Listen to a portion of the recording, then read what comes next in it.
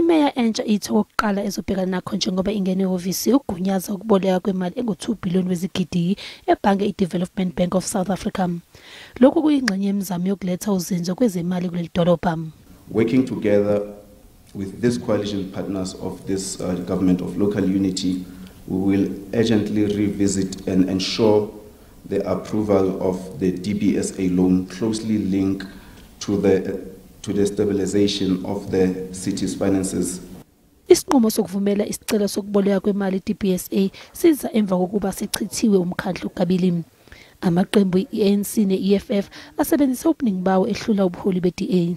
You can't have this municipality having a bank balance of 700 million when it's supposed to have a bank balance of 7 billion to meet its own obligation.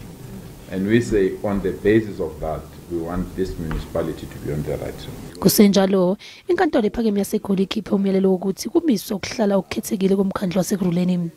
Umhlaziwe wezombusazwe uMakhosini Mgijwa uthi ukungenelela kwezobulungiswa akusizi ngalutho njengoba uphalathi manje ukhishiwe.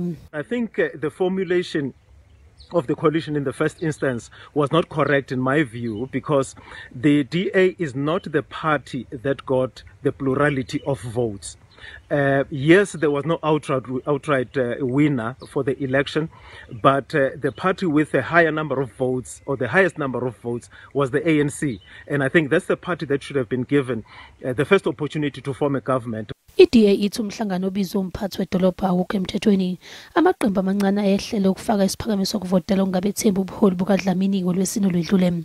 Lo mhlangano awuzange usahlala emva kokulwa kwamaqembu ombusazwe ngaphakathi emkhandlweni.